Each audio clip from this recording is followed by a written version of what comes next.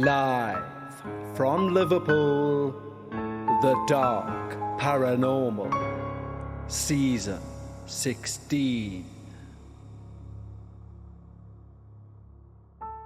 Hello everyone, and welcome back to Episode 4, Season 16 of The Dark Paranormal. As ever, a huge thank you to everyone who reached out following Episode 3, Chosen from the Darkness. It was one of our most interesting episodes in terms of people's responses. And I love it when you guys put together theories of your own in regards to why something may have taken place. So please keep that coming in. And again, the same email address applies for any paranormal experience that you wish to have heard by our listeners. Simply email it over to contact@thedarkparanormal.com and we'll make sure it finds a home either on a minisode, Dark Bites, or even a full episode of The Dark Paranormal. Now, if you're a long-standing fan of the show, you'll know by now how I like to plan out a season. Because I never know what's going to land in the email box throughout a season, I like to have the flexibility if something comes in that I decide warrants jumping ahead and going into that season. And that's exactly what we're going to do today. Because today we're going to hear about somebody's experiences that they had while serving in the military. And this email intrigued me because it came in two parts. Part 1 arguably was good enough and long enough for a minisode, and then the second part came along. And the two stitched together forms a perfect narrative for a full episode of The Dark Paranormal. But it was Rachel's opening paragraph to her second email that made me choose to put this in here. Because she wrote, "Anyone who knows me knows this is a passion of mine. I don't hide that I experience things because I often find people say, I don't believe in the paranormal. But there was this one time." And then a story follows. Or others get excited when someone shares their interest. Either way, with so many people experiencing these things, why do so many people hide it? That's why I love your show. It gives people a platform to share these amazing events. And whether you're a believer or a skeptic, isn't it just all rather fascinating? And I love how Rachel worded that because that's how I feel about the topic, and I'm sure how many of you guys feel about the topic. And Rachel's right, like we've said, this is your platform. So do use that email address, contact@thedarkparanormal.com, and send over any experience that you've had. But of course, before we reach Rachel's amazing experiences, we need to, of course, thank our wonderful team over at Patreon. When you decide to join our team at Patreon, not only do you receive these episodes both ad-free and before anyone else, and that also goes for minisodes, but you can also gain access to Dark Bites. Dark Bites releases each and every Sunday of the year without fail, and features many of the experiences that are just not long enough for either a minisode or a full episode of The Dark Paranormal. And currently, there are over 60 hours worth of Patreon-only episodes for you to go and binge. But as I say each and every week, and I mean it, our community is the best thing about our Patreon. We've built a wonderful community of like-minded paranormal enthusiasts over on Patreon. And we'd love to extend an exclusive invitation just for you. Simply head over to patreon.com/The Dark Paranormal, just like the following wonderful new team members have. Mark G, Del Warren, Shares, Paul Greer, Tashawn Flowers, Steve Skinner, Maria Grossi, Dakota, Scream Queen, Alison Hopkins, The Disavowed One, Ting Ting, Christian, Nancy Tershwar Diaz, Sandra D. Ryland, Bexy Tana, Angela Vischer, Sherry, Krista Whitford, Ronnie M, Alicia, Tracy S, LLKJH, and Samantha Palmer. Thank you so much for supporting the show, guys. It genuinely means the world to me. And if you like the sound of early releases to debuts to finales, minisodes, basically anything on this feed, both early to you and ad-free, and on top of that you can gain access to that back catalogue of over 60 hours of experiences only ever heard by our Patreons, head over to patreon.com/The Dark Paranormal. But right now, it's time to lower those lights. Make yourself comfortable, and most importantly, leave your disbelief at the door. as we hear all about a military malevolence. My name is Rachel, and I'm happy for you to use my real name. I have, for as long as I can remember, been fascinated with the paranormal.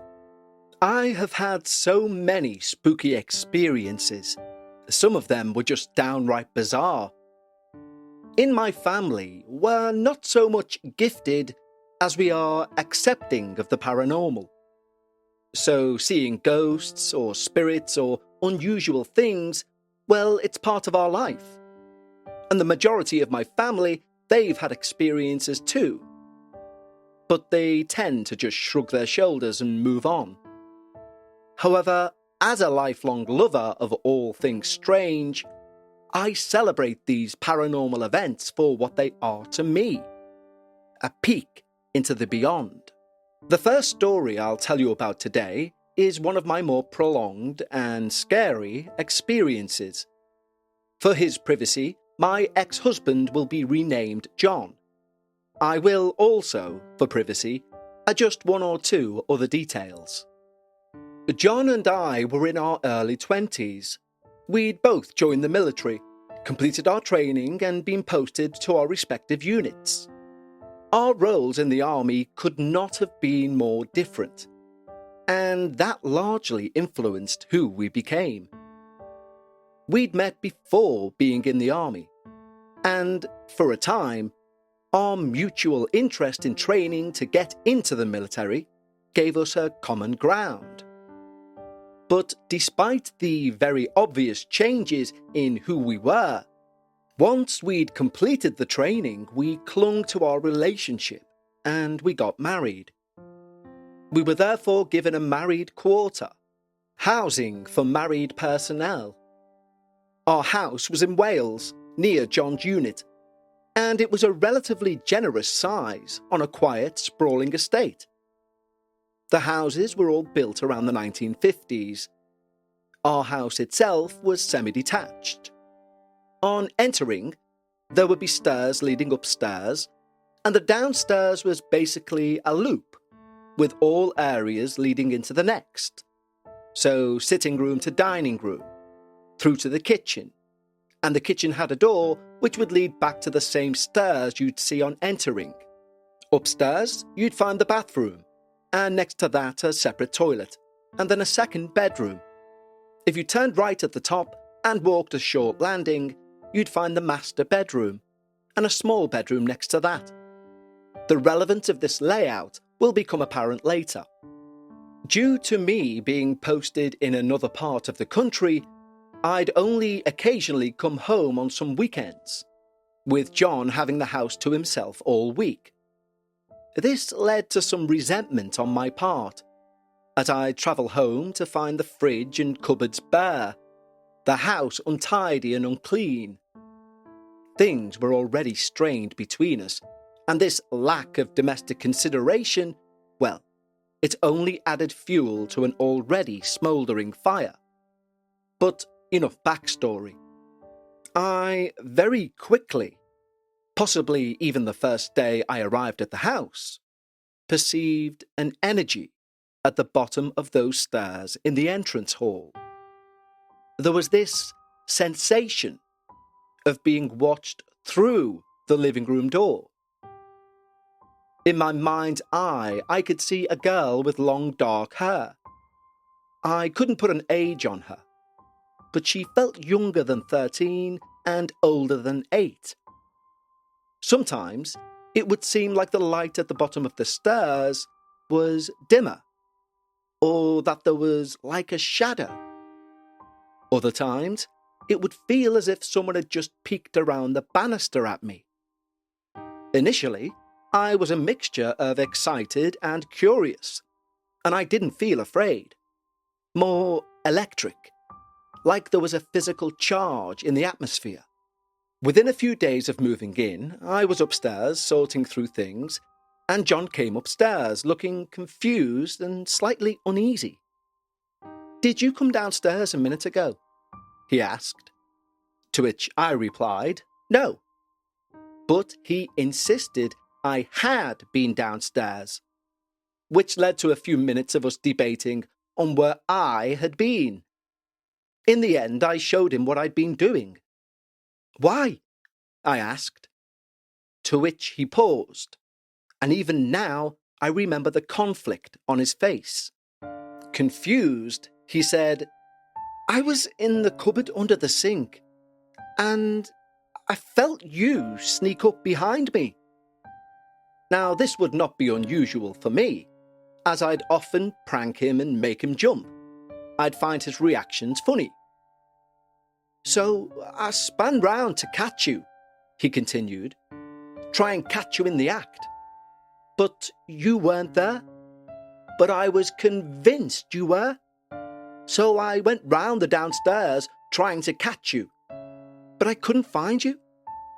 So I thought maybe you went the other way round the loop.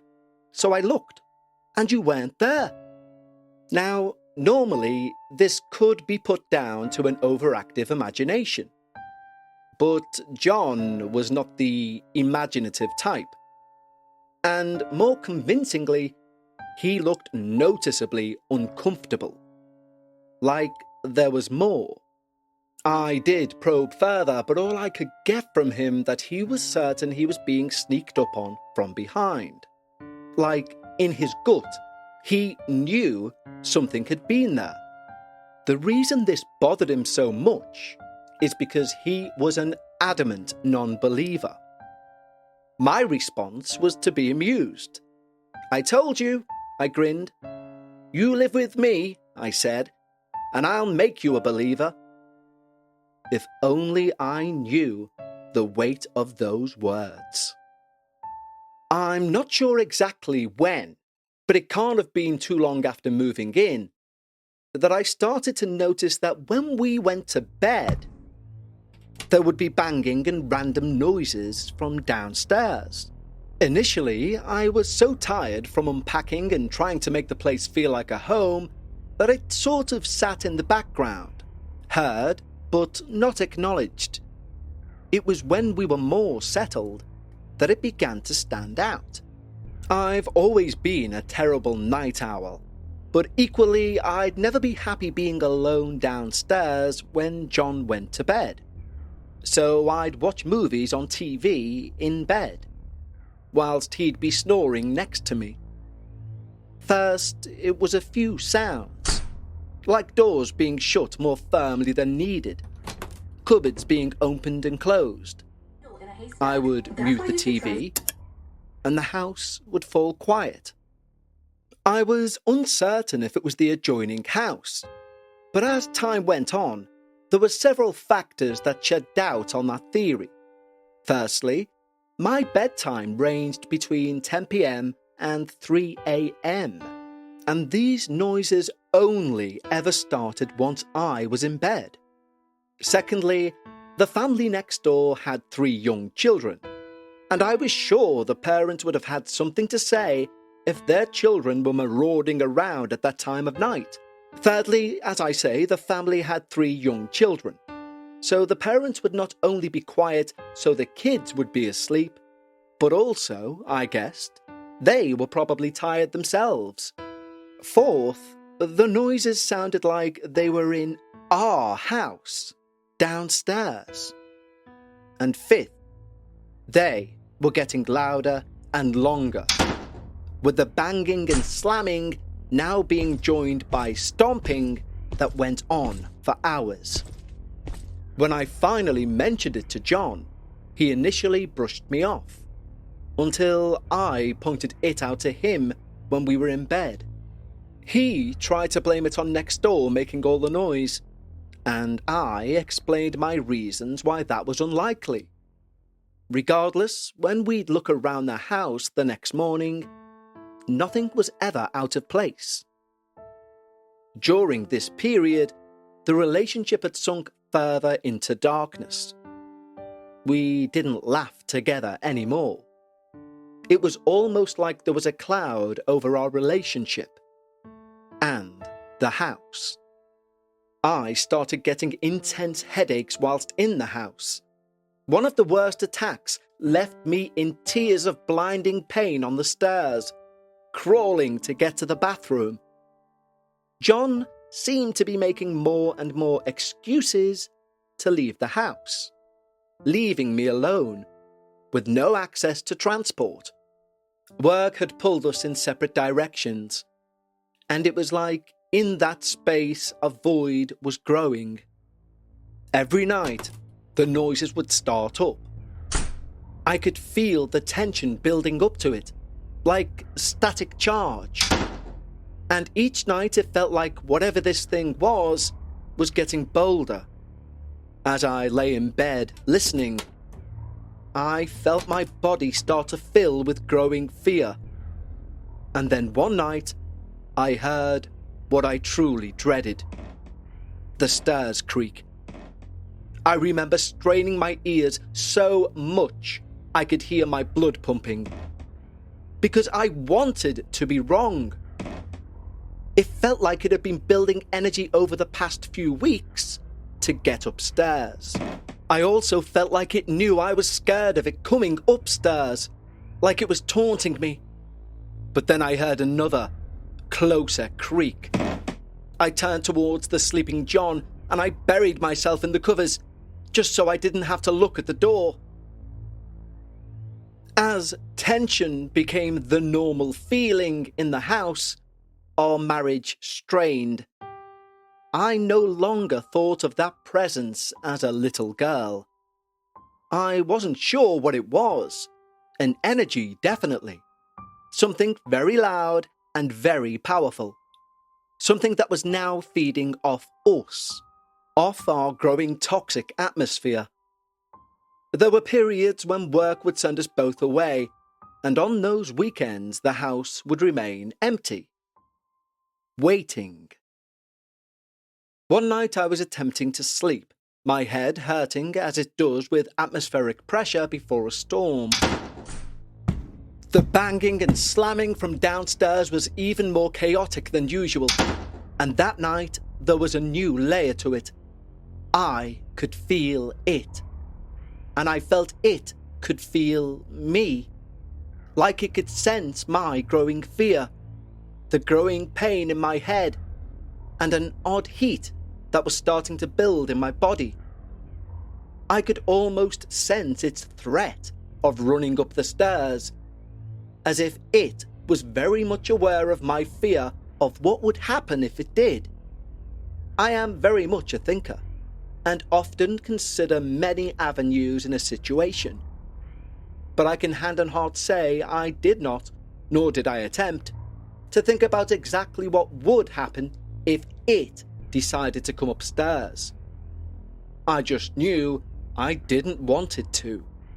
It may have been minutes or an hour, but it played with me. Creaking on the bottom of the stairs, slamming further things downstairs, and then it ran upstairs. More banging, and then ran down the stairs.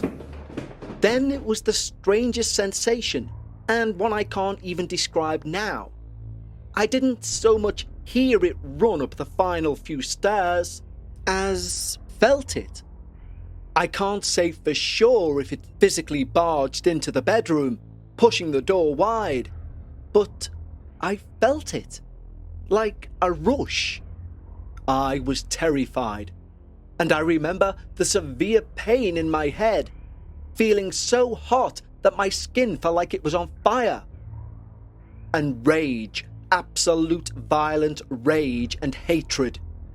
I launched out of bed, swearing and yelling, and the next thing I remember, I'm sitting on the toilet, shaking and sobbing, and John standing away from me, staring at me with this strange, worried and slightly scared look. I'd made it from the bedroom, down the hall, and sat on the toilet, and I don't remember it. I felt like something had used me like a puppet, but I had no words to explain that to John. There was a longer period of both of us being away from the house, and when we returned, the neighbours had moved out. The house adjoining ours was empty. That first night, The noise started up again. I prodded John and in an "I told you so" tone said, "The kid running around next door, is it?" He didn't say anything at first, just gave me a very uncomfortable look. Then finally said something about maybe the house had a concrete base. And maybe each other house did too. And that sound was travelling down the road to our home. But I knew in my heart this was not anything other than something sentient, something supernatural. Not too long after this, our marriage completely broke down. I only saw John one more time in that house, and that was whilst I packed my things. I don't remember anything paranormal happening that night, as we were too busy arguing. We decided on total separation, no communication, and the complete end of any relationship. But I did hear from Johnny one last time, and I know he called me because he didn't think anyone else would believe him. I think he also wanted reassurance after my experiences. One morning I received a phone call, and it was John, sounding very shaken. He told me that the previous night he'd gone to bed and the noises had started, but he tried to ignore them and go to sleep. Then, whatever it was, thundered up the stairs, flung open the bedroom door, and he was so terrified he leapt out of bed and told it to F off. He said he spent the rest of the night with the window wide open next to him, hardly sleeping. I assumed the window was open in case he needed to leap out of it, genuinely, but that's just a guess. He also confirmed no one else had moved into the adjoining house. My next experience is also within my military career. Early in my career, shortly after my move to my first unit, we were sent on exercise to support the 10 Tours, a very popular Duke of Edinburgh award scheme for young people. The 10 Tours is set in Dartmoor National Park, which is situated to where I was born. We set up our facility in some outbuildings and in a large 3-sided roofless area that would normally be used for silage on a farm. Our setup was away from the main hub of farm buildings. The buildings and the high-sided silage storage protected our tents and vehicles from the harsh moorland elements. It took a few days for the delivery of portaloos to arrive, which meant number ones needed to be done away from the facility, in bushes or in the sides of fields. For anything else, a trip to the local village was required. The first night of the arrival, after setting everything up, I realised I needed to alleviate myself after steadily hydrating throughout the day. I wandered a short way up the lane and climbed over a gate into a large field, one that ended in trees. The dark was fast approaching, enhanced by the absence of streetlights and the usual neon imprint of towns and cities. As I relieved myself, the edges of the field disappeared into the darkness, and I felt as though something was hiding in the gloom, watching me. Now, being a local and enjoying folklore, I am very aware my trepidation could have been heavily influenced by my prior knowledge. However, what was to follow was not anything I'd ever heard of, or prepared for, as at that time I was keen to prove myself on my new job. The first few days and nights were busy, but nothing out of the ordinary occurred.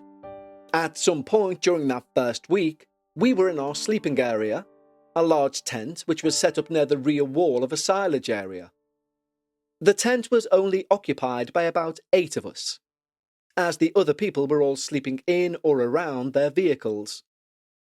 There was one staff sergeant, and the rest of us were privates. We were spread out, and everyone except myself and another colleague seemed to be asleep. In the quiet, as I tried to settle, I heard boots approaching at pace towards the tent. Military boots running are distinctive. Anyone who has experienced anything of the military will know the sounds of booted running, the pitch, the rhythm as your feet hit the ground. Whoever it was ran towards us with urgency. But instead of heading towards the entrance of the tent, they went the other way. They lapped the tent, and it sounded like they were tapping on the canvas at random intervals. I mentioned it to my colleague and they acknowledged the noise but didn't seem too keen to discuss it any further. I lay there confused, but thought perhaps it was a weird prank by the radio operators. They had been winding me up over various things all day. But then I thought, how would they know I was still even awake to play the prank? However, as if this thing now had my attention, things rapidly started to get weird. The wind picked up. The tent was shaking. It sounded like there was a storm outside, broken up by intermittent sounds of boots running across the ground. Now, unnerved by what was happening, I again disturbed my colleague, who admitted they, too, knew this was odd. I began to think this could be paranormal in essence, and my colleague said it could well be, as they apparently have certain reactions to spooky events, and they were getting these reactions now. But they still told me to ignore it and go asleep. But the more I tried to ignore what was happening, the more it got my attention. Now, the sound of thousands of tiny paws scurrying all over the roof of the tent. All I could think of was how rats run away from danger, taking any route available to escape. Then it was as if clods of earth or hail were pelting the tent. Although I was scared, I just assumed the weather had turned for the worse. In the end, I think in a bid to calm me down, my colleague suggested we go outside for a smoke. We grabbed our jackets and prepared to brave that weather. Only what we found absolutely blew my mind. Calm. Dead calm. Not a breath of wind nor rain, and an endlessly clear night sky. A giant glowing white moon so bright it illuminated the yard. Completely baffled, we walked around the tent, looking for any signs of mischief. But there was no one there. And other than the silence, was only the sound of people snoring. Further to that, the high walls that surrounded us, realistically, would have prevented side winds. And if rats were running over the tent roof, they would have had to leap a large gap to get on the roof and off it again. It was like the inside and outside of the tent were two different places. After calming down enough, we went back inside the tent. But inside the tent, the storm raged on. Just ignore it, my colleague said. But that didn't help. I was terrified. Every second I lay there, it got wilder and wilder. To the point I was in a complete state of panic, and I shouted loudly for whatever it was to F off. This woke the others in the tent up, and I quickly made them witness the apparent storm inside the tent and then invited them out to witness the serene calm. When outside, I told them of the boot running, the weird pattering on the tent. Suitably freaked out, all the guys rapidly moved their kit and themselves so that all 7 of us were jammed in one corner of this big tent. Referring to the first people to die in a horror movie, one of the lads dived into the middle of us, and it temporarily broke the tension, and we all laughed. I say 7 of us were huddled together because the 8th, the sergeant, stayed in the corner away from us. He semi-sat up, gave a tired, "Are you kidding me?" type of groan, thinking we're all bonkers, and said in a parental tone, "Get back to sleep." He then rolled over and resumed snoring.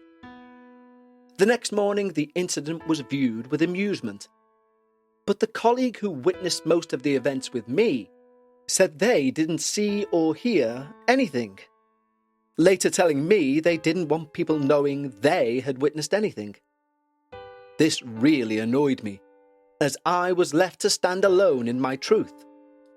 However, it didn't take long for others to admit other occurrences. An occurrence happened to the ambulance crew sleeping in their vehicles. The vehicles apparently began rocking, and they heard sounds of bumping against the van, like cattle had gotten into the field. But when they would check, nothing would be there. I took it with a pinch of salt, thinking I was again being ribbed.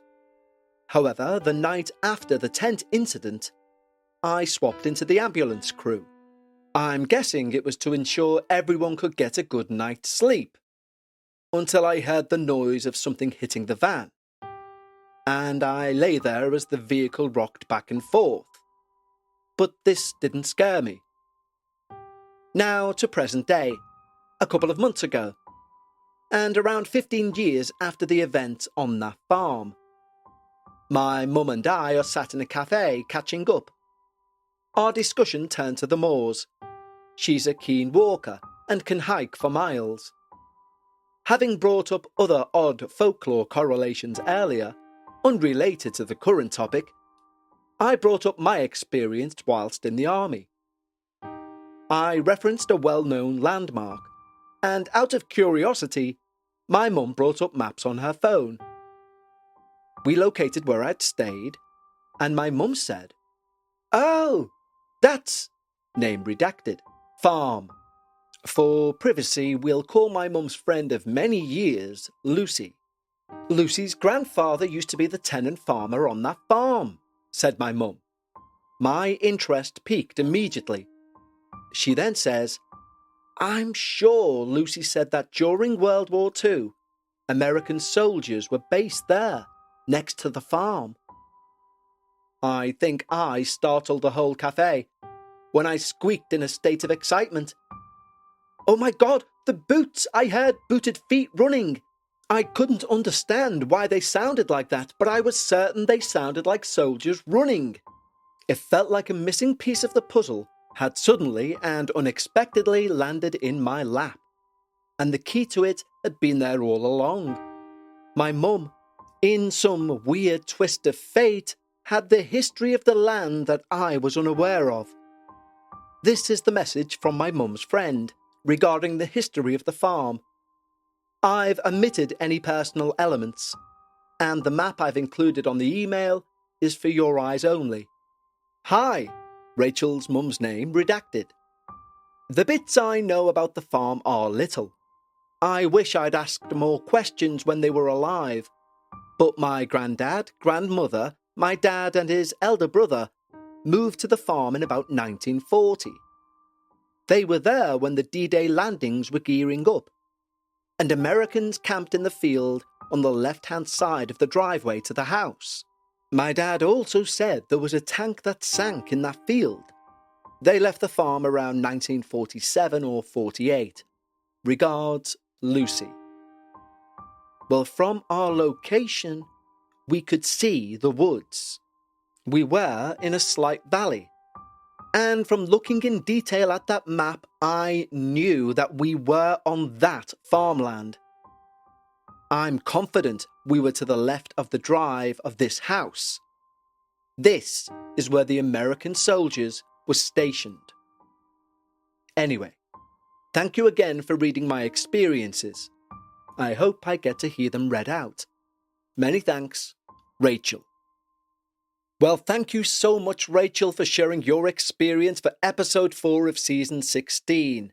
And your first story for me is genuinely terrifying. I'd love to know more on that in terms of its location, and if you could provide that, that would be amazing. Also, any additional stories you have, we'd love to hear them. As Rachel's experience proves, we don't work on a first-come, first-served policy on this show, and we never have. We've worked on a what fits policy.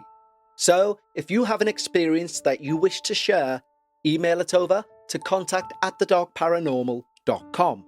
As ever, I'd like to thank each and every one of you for choosing to spend your time with me here on your show. I'll speak to you again through the week for another minisode, and until next time, remember, when you're discussing the paranormal, always try and leave some of your disbelief at the door. And I'll see you next time, right here on the Dark Paranormal.